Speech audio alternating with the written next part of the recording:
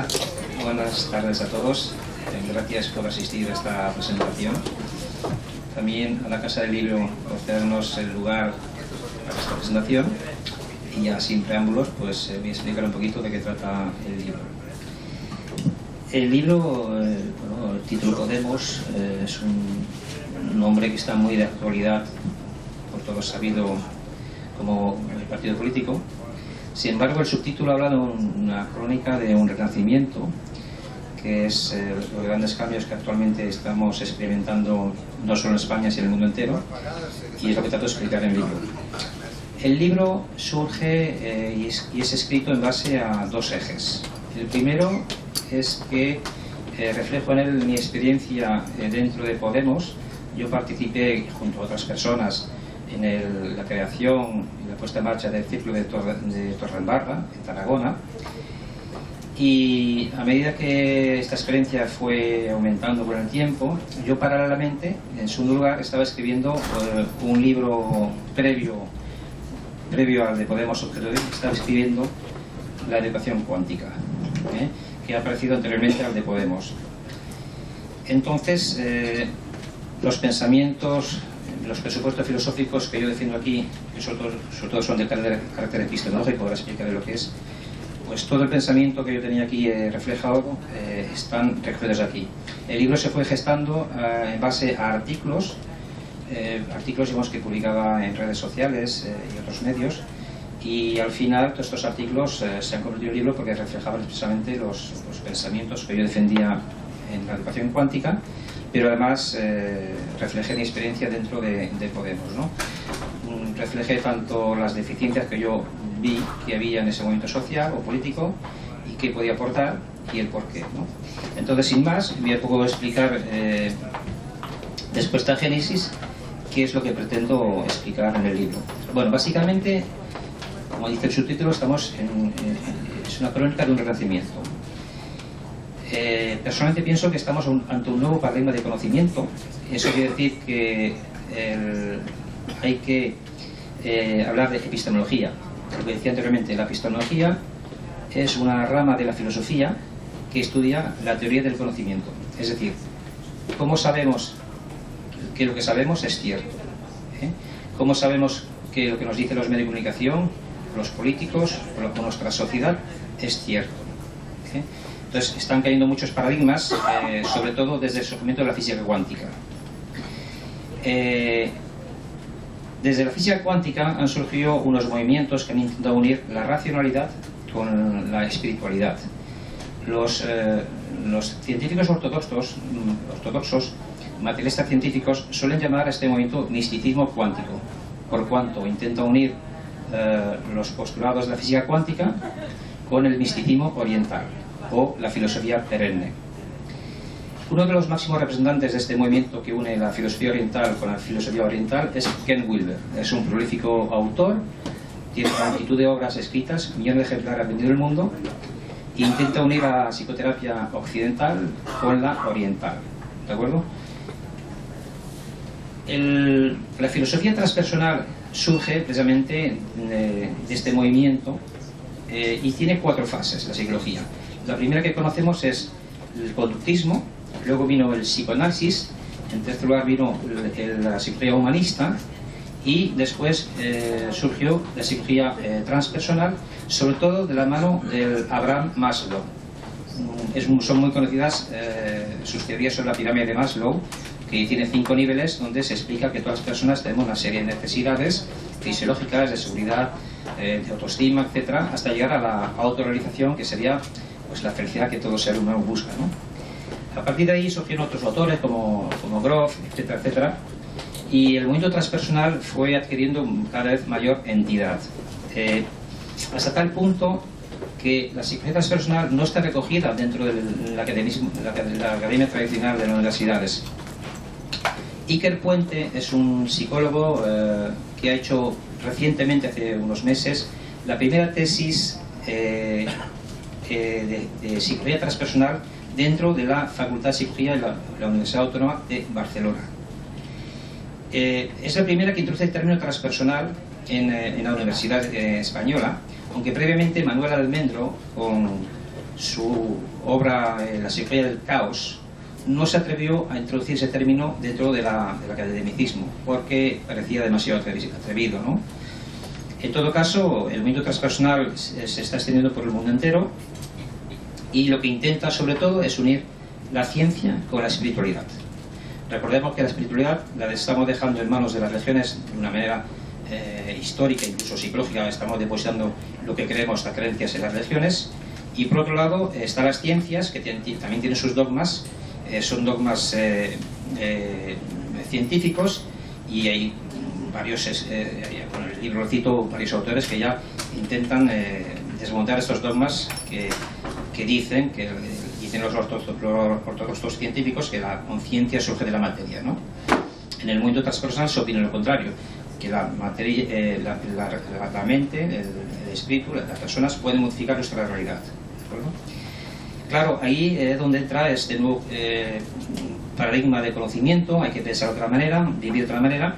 Por tanto, estas teorías encuadradas dentro de los problemas sociales que estamos viendo a nivel económico, político, nos hacen replantear ciertas cosas. Una de ellas es que el problema político que estamos viendo actualmente no es un problema de derechas y izquierdas, que lo es. Tampoco es un problema económico como puede haber entre los ricos y los pobres, otro dualismo más. Es sobre todo un problema intelectual de las personas que tienen cierta sabiduría respecto a las que tienen cierta ignorancia. No digo esto en plan peyorativo, simplemente hay unos diferenciales de conocimiento que vienen dados por el derecho a la educación que tienen unas sociedades y otras no, unas personas y otras no. El dinero siempre ha sido la puerta de entrada, digamos, para acceder a los estudios, ¿no? En todo caso, lo que sí intento explicar en los libros es que el conocimiento, el genuino conocimiento, está siendo secuestrado por los poderes fácticos. La ciencia está al servicio de las multinacionales. Los conocimientos están al servicio de las armas de las guerras. Es decir, el conocimiento está siendo secuestrado para intereses plutocráticos, es decir, intereses que se basan en la especulación dineraria del dinero. Por tanto, la crisis que estamos padeciendo actualmente no es una crisis política y económica solamente. Estamos ante un gran problema filosófico. Y este gran problema filosófico arranca en lo que los estudiosos de la filosofía conocen como Kant. Kant fue uno de los grandes pensadores de la historia, y ahora veremos por qué me refiero a Kant. La actual crisis de pensamiento, la actual crisis de la humanidad es sobre todo una crisis de pensamiento. Hemos perdido muchos valores tradicionales, hemos perdido el sentido de la vida. También es una crisis moral, de relación entre las personas. Y, en tercer lugar, también es una crisis epistemológica, como he dicho al principio. Es decir, ya no sabemos en qué creer, y la ciencia tampoco nos da explicaciones de lo que es la vida, ¿de acuerdo? Por tanto, si lo que vamos a Kant, sus tres críticas, la crítica del juicio, que hace referencia a la profundidad de la persona, al yo interior, el ego que conocemos actualmente, hace referencia a la crisis de pensamiento. En segundo lugar, la crisis moral se refiere a cómo todos nosotros nos tenemos que interrelacionar y mejorar, buscar el bien común, digamos, que es lo que Kant diferenció con la crítica de la razón práctica. Y por último, la crisis epistemológica, es decir, cómo sabemos lo que sabemos. Esto Kant lo explicó muy bien en la crítica de la razón pura, y a partir de ahí, esto es el ello, cómo las ciencias nos explican la realidad. Que esto es lo que yo, bajo mi punto de vista, está en crisis.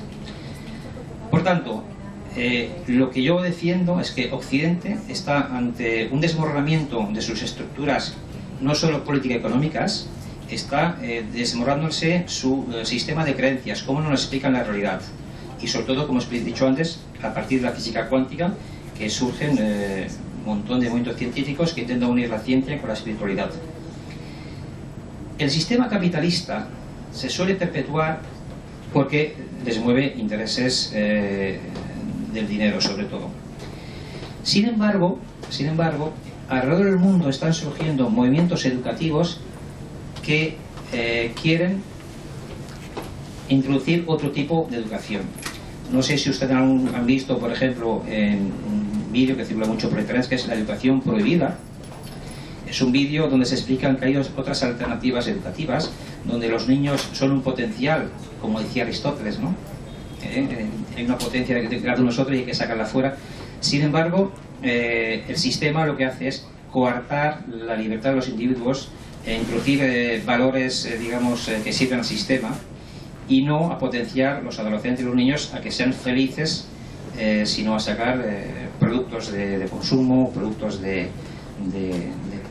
para el trabajo. Por tanto, el problema filosófico que hemos dicho anteriormente, que es un problema que está padeciendo Occidente, también se traduce y se transmite en una crisis educacional. Y la crisis educacional se presenta bajo dos aspectos. La razón que actualmente no han enseñado en Occidente, cómo razonar, cómo pensar, bueno, el método científico básicamente, pues se basa sobre todo en el individuo, en el consumismo, en el yo. Es decir, ha dejado de lado el nosotros, el bien común, la colectividad, las relaciones familiares, en definitiva, el amor por los demás, ¿no? Lo que Kant se refirió a ello con el imperativo categórico. Pero están surgiendo a lo largo del mundo una serie de movimientos educacionales que se conocen como las escuelas activas, libertarias. Aquí en Cataluña están surgiendo ya unas cuantas, a nivel de España también. Hay una plataforma mundial que se llama REU, que está haciendo un revulsivo para unificar todos estos tipos de educaciones alternativas, donde se hagan de los individuos, los estudiantes, personas libres con conocimiento de causa. Es decir, personas que se desarrollen libremente y que se potencien todas sus facultades. Lo anacrónico un día es ver que los niños están saturados de deberes, de actividades, de estudiar matemáticas, repasos, y a lo mejor el chico quiere ser pintor o músico, y no se potencian esas facultades que tiene el ser humano, con lo cual estamos frustrando su capacidad de ser feliz. Pues bien, todo ello replantea, no tiene que hacer replantear qué buscamos en la vida, qué es lo que queremos, qué vida le vamos a dar a nuestros hijos, qué vamos a hacer con este tipo de sociedad donde el yo está siendo fragmentado, solo vivimos para trabajar, ganar dinero, endeudarnos y luego nos quiten las casas, ¿no? Entonces se ha perdido lo que eso es las relaciones humanas, lo que Bauman, el sociólogo Bauman, explica en sus obras como sociedad líquida. Ya se ha perdido el sentido de las relaciones, nos dedicamos a trabajar, ganar dinero, prosperar en la vida, y cuando llega un palo fuerte como esta crisis, donde la gente quiere sus casas, las preferentes, no hay dinero para Petit C, es cuando replanteamos qué he hecho con mi vida, qué han hecho con mi vida y por qué hemos llegado a esta situación. Se entra en un proceso de duelo que dura 4 o 5 fases, donde se suele pasar muy mal esta situación, pero al final hay salida. Cuando al final se acepta el trance, hay salida. Y esa salida pasa por replantearse nuestra forma de vivir, nuestra forma de pensar y nuestra forma de relacionarnos. Fijaos nuevamente que son los 3 principios de Kant. Pues bien, todo esto que has explicado hasta aquí ahora los puse en un trabajo científico que está publicado en la revista científica Journal Transpersonal of Research. Fue en el año 2012, y lo que propongo en ese trabajo científico es que la humanidad se halla ante un segundo renacimiento humanístico. El primer renacimiento humanístico, hace ya aproximadamente 5 siglos, es cuando el ser humano tuvo conciencia individual, es decir, empezó a pensar por sí mismo frente a la Iglesia, y empezó a surgir el racionalismo, Descartes, Kant, luego surgieron las ciencias empíricas, etcétera, etcétera, durante 3 o 4 siglos hasta hoy, ¿no? Pero lo que hemos hecho en la actualidad los seres humanos es aprovechar el conocimiento para desarrollar mucha tecnología, pero no para profundidad como seres humanos, qué es lo que queremos, hacia dónde queremos ir y qué le vamos a dejar a nuestros hijos, ¿verdad? Pues bien, ese trabajo es también el corolario al libro. O sea, el libro acaba con ese trabajo científico, pero para poder llegar a explicarlo de esta manera, ahí en el libro una serie de capítulos previos donde hay que introducir pues la relación entre la razón y el espíritu, en qué tipo de sociedad que estamos en una sociedad donde hay mucha información pero poco conocimiento, hay poco pensamiento crítico, en fin, son preámbulos que vamos abriendo boca para llegar a la conclusión final. Bien, hasta aquí es un poco el planteamiento de mis pensamientos, sobre todo desde la filosofía transpersonal y la psicología transpersonal. Y más a ello es como yo he escrito los artículos que han concluido con este libro. Entonces, para centrar el tema sobre el libro, lo que hay que diferenciar que actualmente estamos viviendo bajo un racionalismo pragmático. Todos vemos que la razón es usada para fabricar y producir bienes de consumo y el dinero es el valor supremo. Nos manipulan las emociones, nuestros deseos, lo que queremos tener, bueno, los medios de comunicación, los políticos, todo está encarado al dinero y por eso digo que es un racionalismo pragmático. Es decir, si volvemos a Kant, ese yo individual que tenemos todo dentro, nos proyectamos hacia afuera, hacia el mundo. Y en esa proyección a veces lo hacemos conscientemente o no, porque cuando nacemos en un sistema de creencias, llámese sistema capitalista en Occidente, pues nos proyectamos al sistema de vida que nos han metido en los medios o el determinismo histórico nos han metido en nuestras mentes, ¿no? Por tanto, cuando una persona pierde su casa o pierde las preferentes, cae en una profunda un profundo nihilismo que no sabe entender por las cosas y salir de ahí cuesta mucho trabajo. Por eso, repito, hay muchos miles de sentidos que los medios de comunicación no hablan de ello. ¿Cómo salir de esa espiral mortal? Pues frente a ello hay un dualismo. Y hablo de los dualismos porque la filosofía griega es básicamente la que habla de los dualismos, pero cuando estamos enfrentados en un dualismo, por ejemplo, pobreza-riqueza, el pobre quiere ser rico, el esclavo quiere ser libre, el ignorante quiere aprender y saber más. Estos dualismos están presentes en la vida. Lo que pasa es que nadie nos ha explicado cómo manejarlos y cómo superarlos, ¿de acuerdo? Y es un poco el objetivo que tengo en mis libros. Pero esto no lo digo yo. Básicamente, este enfrentamiento entre el yo y el nosotros, esto ya Platón, hace más de 2000 años, ya no hablaba en su metáfora, su alegoría del mito de la caverna. Nos decía que había una caverna, unos esclavos, y que para ellos su realidad eran las sombras que les proyectaban en una pared. Hasta que un día alguno se escapó, vio que había luz fuera, y cuando volvió, les dijo a los demás: oye, quitaros las cadenas, liberaros, que ahí fuera hay luz, hay conocimiento, hay verdad. Bueno, lo querían linchar, lo querían matar, pues claro, su realidad eran las sombras. Pues yo creo que en el capitalismo de hoy en día nos pasa un poco lo mismo. El capitalismo ha fragmentado a los individuos, les ha vendido un sistema de vida que luego resulta a la postre nefasto, y el sistema de pensamiento occidental está en crisis epistemológica. Es decir, ya no sabemos qué creer. Cuando enchufamos la televisión vemos robos, un día sí y otro también, cuando no es ese es el rato, cuando no es el otro, y bueno, la gente está indignada y las vidas de las personas han sido manipuladas. Cuando echamos la vista atrás, por ejemplo aquí en Cataluña, vemos que los Puyol han robado durante 30 años a Cataluña. Bueno, es muy difícil arguir que España roba a Cataluña, pero lo mismo pasa en España. O sea, aquí nadie se libre de culpas, el problema es el mismo. Entonces, ¿cómo salir del círculo vicioso? Bueno, oxidándolos del pensamiento, como hacía Platón, basándonos en Platón, pero también en Kant. Kant, muchos siglos después, también nos habló, como he dicho anteriormente, del imperativo categórico. Bueno, esto es una filosofía pura, ¿no? Pero en verdad el imperativo categórico es la mejor definición racional del amor. Y hoy en día nadie habla del amor ya. Parece que da vergüenza a expresar los sentimientos, ¿no? Si un hombre llora, parece que no debería llorar, ¿no? Y el amor está siendo fragmentado, ocultado, repito, como ha dicho anteriormente el sociólogo Bauman, y habla de sociedad líquida, relaciones líquidas, no duraderas, pasajeras. Por tanto, el gran cambio de paradigma que estamos viendo actualmente es que estamos dejando atrás, bueno, no todos, pero muchas personas, el materialismo, y estamos dando un salto cualitativo al idealismo. Ahora bien, el salto del materialismo al idealismo es otro dualismo que hay que trascender. No es fácil hacerlo, evidentemente. Hay gente que no cree, no tiene creencias de más allá. Pero la vida y la muerte también es otro dualismo que hay que trascender. Es que si no, las religiones no tenían sentido existir. Ni tampoco la filosofía. Ni tampoco la educación que le queremos dar a nuestros hijos para transmitir un sistema de valores. Debe haber algo trascendente que nos hace ser humanos y querer evolucionar. Al fin y al cabo, la cultura humana es evolución.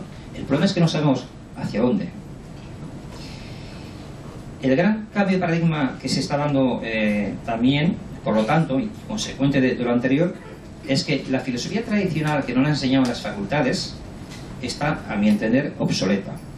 Yo recuerdo, y cuando aquí está una compañera mía que íbamos a la facultad, pues claro, íbamos con la ilusión de aprender, leer, porque tenemos ese deseo de conocer, de acercarnos un poco, entre comillas, a la verdad, ¿no? Pero claro, había 40.000 autores, 40.000 propuestas, y las universidades no, bajo mi entender, no han sido explicarnos la filosofía, dónde arranca, en qué punto se encuentra y hacia dónde vamos.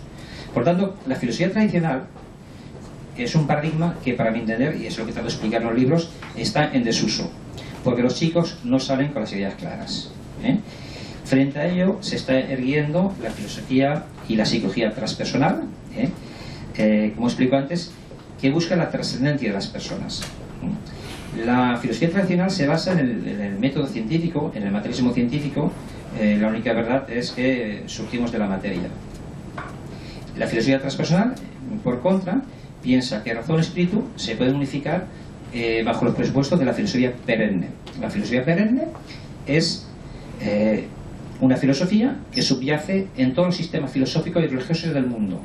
Es una verdad que está presente en todos los sistemas de conocimiento o tradiciones filosóficas orientales o no que hay por el mundo. Y generalmente se habla de la trascendencia, de buscar la unidad. En cierto modo es buscar el equilibrio interno de las personas. Y dar ese paso, trascender esos dualismos entre materialismo e idealismo, entre la naturaleza bueno, otra cosa que decir de paso, se me quedó bien el tintero, la naturaleza, a raíz de la física cuántica, ya muchos científicos están diciendo que es mental. Es decir, va en contra de lo que dicen los materialistas científicos, porque si la naturaleza es mental, estamos dando la razón otra vez a Platón cuando nos hablaba del mundo de las ideas. Y la idea suprema en el mundo de las ideas, decía Platón, es el amor. En fin, estamos dando vueltas siempre a unos mismos conceptos que han sido obviados por Occidente. Y esto es lo que yo he intentado recuperar en la obra, la educación cuántica, como un nuevo paradigma de conocimiento, y trato de explicar ese nuevo paradigma de conocimiento, cómo se ha gestado a partir de la física cuántica, cómo ha evolucionado a través de los que peyorativamente han llamado místicos cuánticos, cómo se pueden introducir leyes de la filosofía perenne como el karma, los dualismos, la trascendencia, que pueden ser asumidos, interiorizados por las personas, y en esto están ayudando muchas técnicas como el yoga, la meditación, terapias alternativas, que, casualidad, Occidente, como tiene el yo fragmentado, necesita de equilibrio, y por eso estamos tan necesitados de tantos centros que buscamos, que nos dan paz interior. Y para trascender esos dualismos nos ayuda la psicología transpersonal. La psicología transpersonal, repito, se inició con Abraham Maslow. Él decía que al alcanzar el quinto nivel de la felicidad llegaban muy pocas personas a esto. Hombre, es comprensible. El primer nivel es el de las necesidades fisiológicas, donde las personas tenemos necesidad para comer y luego sin eslabón un techo. Claro, el sistema actual lo que hace es provocar guerras a los estados entre las personas para que la gente de los pueblos no tengan capacidad de ir ascendiendo por esa pirámide hasta llegar a la felicidad. Es decir, dicho claramente, cuando una persona pasa hambre o tiene miedo, no hay capacidad de pensar para salir del trance psicológico en el cual el sistema le ha metido. Por eso, repito, estamos viendo que hay miles de suicidios, una media de 10 al día, y los medios nos hacen eco de eso. Pues esto es un poco lo que reivindico en la obra, de que hay caminos para salir de este círculo vicioso de pobreza, de esclavitud, de ignorancia, de maldad. Porque no olvidemos una cosa, que Rato, Blesa roben al pueblo o roben al Estado, no es más que un estado de conciencia. Es su valor de creencias, donde en su interior, en su foro interno, creen que el dinero les va a dar la felicidad y se ponen a robar por encima de las personas, por encima de los pueblos. Por tanto, cuando caen los Blesas, caen los Ratos, da igual que sea un partido o otro, el color, no quiero entrar en colores de partidos porque todos están pringados, ¿no?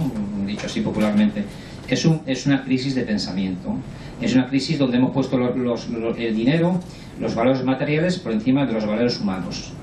Y esto es lo que hay que recuperar, como he dicho anteriormente, cambiando la educación. ¿Por qué cambiar la educación? Pues, hombre, yo con los años que llevo investigando estos temas me he dado cuenta de una cosa.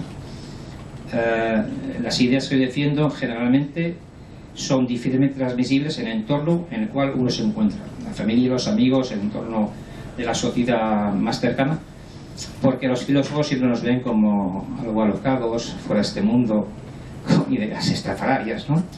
Pero la verdad es que o pensamos de otra manera o esto se va al garete. De hecho, hay una crisis de ideologías, el sistema se está derrumbando.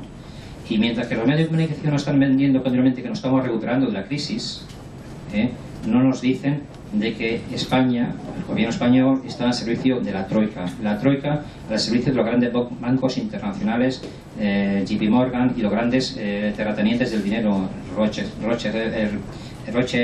Rockefeller y todos estos que manejan la Reserva Federal. Y lo que no dicen tampoco que el sistema americano, el imperialismo americano que ha dominado Occidente desde la Segunda Guerra Mundial, ha creado pobreza y riqueza por todo el mundo, sometiendo la esclavitud de los pueblos para crear la riqueza que estamos percibiendo aquí alrededor, el coltán que llamamos los móviles, pero en base a crear riqueza en África por los recursos naturales. Es decir, de algún modo somos cómplices, aunque sin saberlo, de que nuestra forma de vida es una forma errática, por cuanto todo lo que tenemos es porque hemos explotado otros continentes, otros pueblos. Pero claro, cuando hemos creado tanta pobreza en otros países, es lógico que vengan en pateras aquí buscando comida, buscando, porque en su tierra ya están muertas estas personas. Por tanto, con este ejemplo lo quiero decir que volvemos a la crisis de pensamiento que explico al principio, ¿no? Estamos ante un gran cambio de paradigma y es necesario comprender nuestra historia para entender nuestro presente y ver qué hacemos en el futuro. Pero nuestra historia, que es, repito y argumento el título en el libro, que es cómo es manipulada, hay ejemplos de esto. Naomi Klein tiene un libro que se llama La doctrina del shock. Hay un vídeo en internet que lo pueden ver que explica cómo el imperialismo económico, la globalización económica que ha puesto los mercados por encima de las personas, cómo han creado riqueza para unos pocos, pero pobreza para la mayoría de los pueblos. Inevitablemente, esa dualidad entre riqueza y pobreza ha generado también que las personas y los pueblos seamos esclavos de un sistema oligárquico. Bien. Pues bien, todos estos paradigmas que se están desmontando están dando lugar a otros paradigmas nuevos. En la educación, en la forma de pensar, en la filosofía, dentro de nosotros mismos. Y los libros lo que pretenden es entender esa cronología histórica, educativa y psicológica para replantearnos muchas cosas a nosotros mismos y reflexionar. Al fin y al cabo la filosofía es reflexión para que cada uno encuentre su camino o sentido en la vida. ¿Y qué tiene que ver todo ello con Podemos? El título del libro, pues muy sencillo. Cuando yo empecé a trabajar en el ciclo Podemos, bueno, a organizarlo con muchos compañeros, pues había en Torredembarra 50, 60 personas cada semana buscando o canalizando esa indignación en los círculos. Yo vi claramente de que esa indignación había sido, entre comillas, usurpada por Pablo Iglesias y su equipo técnico, y la prueba más evidente es que yo me presenté al Consejo Ciudadano Estatal para formar el teórico gobierno que tenía que haber en Podemos, si es que llegara a gobernar. Pues bien, todos sabemos que hizo sistema plancha y Pablo Iglesias dijo un día: las mejores mentes pueden llegar al gobierno de España, y esto lo dijo y está ahí en la hemeroteca. Sin embargo, a la primera de cambio nos presentamos 1000 ciudadanos en España para poder acceder a 62 plazas al Consejo Ciudadano, y la primera de cambio no dejó al pueblo ni tan solo una sola plaza para que el pueblo pudiera expresar sus ideas en el futuro partido político que tenía muchísimas expectativas. Ahora ya no tiene tantas. ¿Por qué? Pues es lo que explico en el libro. Porque ha descuidado el empoderamiento psicológico de las personas y ha descuidado el empoderamiento social. De hecho, yo como experiencia de trociclo puedo decir que dentro de las normativas que había cuando hicimos los primeros borradores de cómo funcionar, estructurar el partido, una de las cosas que recomendaban es que, bueno, que los ciclos no pueden presentarse a las elecciones, no estamos preparados. En realidad lo que querían ellos no quemar la marca para presentarse ahora a las generales. Pero claro, lo que han conseguido es que un montón de activistas sociales, como yo y muchísimas personas que hemos estado en las mareas sociales, ya sea la de la sanidad, la plataforma afectada por la hipoteca, no hemos involucrado en ese proyecto político para canalizar nuestra indignación, resulta que no han dejado de lado. Resulta que además de eso han llegado las revistas, resulta que además de eso mucha gente lamentablemente con el ego por delante pues han creado conflictos en los ciclos y los ciclos se han ido deshinchando poco a poco, con lo cual lo que está ocurriendo actualmente es que hay una estructura orgánica dentro de Podemos, pero en base al pretendido empoderamiento de las personas, pero que no se ha llevado a término. Y ese empoderamiento psicológico, que es el que yo reivindico sobre todo en los libros, sobre todo en este, donde reivindico un nuevo paradigma de conocimiento, requiere un nuevo tipo de educación y lo que yo pretendo, después de mi experiencia en la política, es que con la política, tal como está establecida aquí, no vamos a llegar a ningún lado. ¿Por qué? Porque la educación, igual que la sanidad, igual que las estructuras económicas, están sometidas a unas personas que votamos y delegamos nuestro voto para dentro de 4 años. Esto es lo que ha pasado en 30 años aquí en España, en Cataluña, donde hemos vivido a la sopa boba, hemos trabajado, hemos vivido, hemos ganado dinero, en fin, pero había unas personas detrás de todo esto que han ido manipulando la sociedad, las estructuras financieras, la educación, todo en general. Y cuando despertamos de este mal sueño, nos dice quién lo ha manipulado, qué ha ocurrido. Y es cuando más necesitamos de la filosofía, que por cierto nos están quitando de los colegios para evitar que tengamos un pensamiento crítico y que la gente piense por sí misma.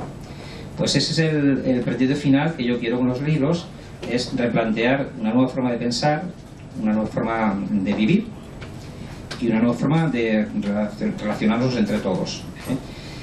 Yo no tengo mucha esperanza, y con esto ya voy a acabar, no tengo mucha esperanza de que las personas de mi edad, de los 50 para adelante, cambien su paradigma pensativo. ¿Por qué? Porque entramos en la cabeza mucha basura. Mucha basura. O sea, desde que salimos por la mañana a trabajar y llegamos cansados para la casa y ponemos la televisión, todo es ingeniería social y mental para que vivamos una vida que no es la nuestra. Y cuando despertamos de mal sueño es cuando tenemos que replantearnos ciertos valores que hemos hecho en nuestra vida, y eso es un camino muy particular. Quizás es el camino más difícil. Lamentablemente, y vuelvo a insistir, cuando tenemos 10 suicidios al día, es que estas personas colapsan. Cuando se colapsa psicológicamente es cuando ya no vemos salida, porque no han metido en la cabeza un sistema de vida que creemos que es el único. Pero, como decía yo a un primo mío que vino a comer a casa el otro día, que me decía, es que tengo un amigo que necesita 10.000 euros para vivir, entre el divorcio, la manutención, el coche, la casa, 10.000 euros. Y yo decía, ¿tú cuánto necesitas? Digo, yo 6.000. Y yo le dije a él, digo, yo necesito la tercera parte, porque como decía, creo que San Agustín hace tiempo, no es más rico el que más tiene, sino el que menos necesita. Pues con todo esto acabo ya, y esa es la idea de transmitir un poco que el sistema se está derrumbando, el sistema de valores se está derrumbando y estamos ante grandes cambios. Y es posible, esto es una hipótesis nada más, es posible que el sistema colapse financieramente. Y si colapsa financieramente, no estamos acostumbrados ya ni a cultivar una patata, porque vamos siempre al supermercado a cogerlo todo enlatado. Y entonces tenemos un problema, porque si colapsa el sistema económico o hay una tormenta solar, todo colapsa y no sabemos hacer nada. Por tanto, tenemos que recuperar los valores tradicionales de supervivencia, de relacionarnos con la gente. Antiguamente los pueblos, la gente dejaba las puertas abiertas porque había confianza. Hoy ya no hablamos ni con el vecino, porque desconfiamos de todo y de todos. Y esa es la gran fragmentación que he dicho antes que hay en las personas, y que hay que cambiar ese paradigma pensativo para evolucionar. Al fin y al cabo, la conciencia es evolución. Naceremos para aprender y moriremos por una lección aprendida. Y espero que humildemente estos libros ayuden a los lectores de ellos. Muchas gracias por vuestra atención. Si hay una pregunta, pues podemos responder y interactuar.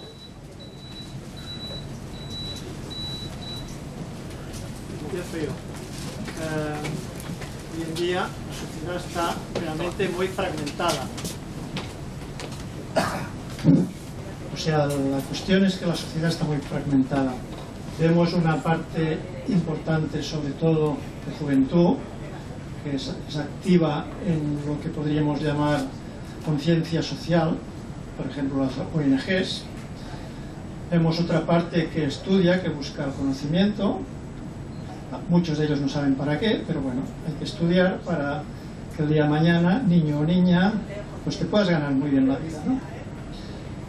Y hay otra parte que no sabe por dónde va. Entonces, esta crisis personal también tiene su parte positiva, no ya la general que todos tenemos delante, sino la personal. De alguna manera, en todo lo que has explicado se trasluce esto, entiendo yo. Es decir, que esta crisis hace que uno se replantee una serie de cosas. Y para mí, a mí me ha servido, sobre todo, es buscarle un sentido a la vida. El sentido a la vida, como también has dicho, no es tener coches y tener casas y tal, porque muchas de estas personas, al final, y ya no hace falta que hayan entrado en la vejez, se encuentran vacíos existencialmente. Tengo un vacío interior, si tengo un empleo, un trabajo que me gustaba, una profesión, una familia, dinero, tal, pero no soy feliz. ¿Por qué? Porque, también lo has dicho, se busca fuera lo que está dentro. Ahora, esta búsqueda interior, que es la que realmente puede dar bienestar, paz y tranquilidad, como es lógico, es individual. Y a ello se llega o por una especie, digamos, de vocación de plantearse las preguntas y buscar las respuestas, o por el sufrimiento. Es la crisis personal. Este es mi punto de vista, como un comentario de lo que yo he captado de todo lo que tú has contado. Gracias. Efectivamente, ¿su nombre, perdón? Jordi. Lo que ha dicho Jordi tiene toda la razón. Evolucionamos o bien por sufrimiento, por dolor, y buscamos un sentido de la vida cuando llegamos a un punto de no retorno, de sufrimiento, ya sea que te quite la casa, lo preferente o una gran pérdida, da igual. Yo en los libros hasta ahora he mantenido un poco lo que es un poco entre comillas una crítica al sistema tradicional, a la educación tradicional, y no he pretendido entrar en los vericuetos de lo que intento argumentar en el libro. Es cómo llegar a superar este sufrimiento, cómo llegar a ese camino de evolución consciente hacia el sentido de la vida que uno quiere, cómo averiguar lo que uno quiere. Bueno, esto un poco ya es lo que trata el libro más en profundidad, porque claro, la psicología transpersonal abarca una serie de conocimientos que conectan con la física cuántica, conectan con la sincronicidad de Jung, conecta con la superación de los dualismos de la filosofía griega, conecta con una serie de planteamientos y conocimientos que se trata más en el libro. No quiero aquí en esta exposición entrar en detalle porque sería enmarañar el tema porque es de cierta complejidad. Pensad que hay términos en el libro igual que en el anterior, hay más de 100 notas. Claro, explicar un concepto requiere una explicación y es un trabajo al final como he dicho yo, introspectivo. Es decir, cada uno en la vida va a encontrar o el libro o la persona o la situación que le haya encontrar el sentido de su vida. Pero es que le estamos dando vueltas siempre al mismo problema. Platón ya hace más de 2000 años, con la metáfora del mito de la caverna, lo explica muy bien. Pero es que en la historia de la humanidad existen otras fábulas o paradojas, porque la evolución de la conciencia siempre repite casi siempre los mismos patrones, ¿no? Lo que tú has dicho, el sufrimiento, ¿no? La desorientación. Entonces nos solíamos a buscar el sentido de la vida, ¿no? Y eso, como tú has dicho, Jordi, es un camino interior, porque esto sería como si un maestro le quiere explicar a un niño las cosas. O sea, hay un diferencial de conciencia cognitiva, ¿no? O sea, hay unas etapas de evolución previa. En el caso del niño tiene que evolucionar primaria, secundaria y la universidad. El gran problema que yo defiendo es que la educación que tenemos está obsoleta, que es lo que explico en el libro, ¿no? Pero el diferencial de conciencia que hay entre las personas hace que tengamos cada uno una percepción de la realidad diferente unos a otros. Pero se pueden hallar patrones comunes, ponerlos sobre la mesa y que la cultura humana reoriente un poco este mundo al que hemos llegado. Por eso digo que es conecta de un renacimiento, y este renacimiento es individual. Imagínate, Jordi, si ahora, que está ocurriendo, millones de personas del mundo están despertando. Lo que pasa que las personas que están despertando, el sistema le dice que son místicos cuánticos, o es de New Age, o es la nueva, lo que llaman ahora el 2012, el año este que dicen que los mayas.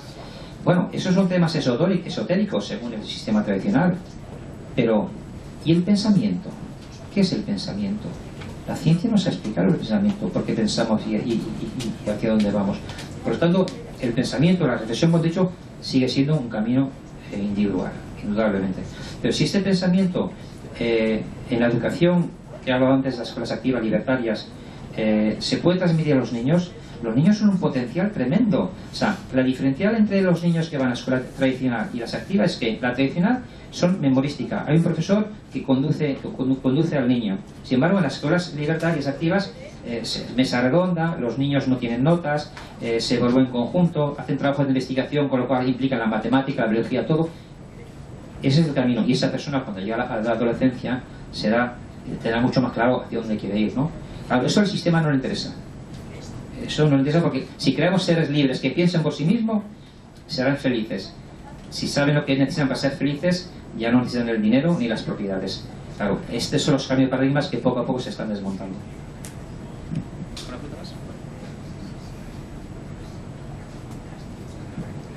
Bueno, pues si no hay muchas preguntas, más preguntas. Muchas gracias a todos por su asistencia y espero que los que tengan la oportunidad de verlo lo disfruten.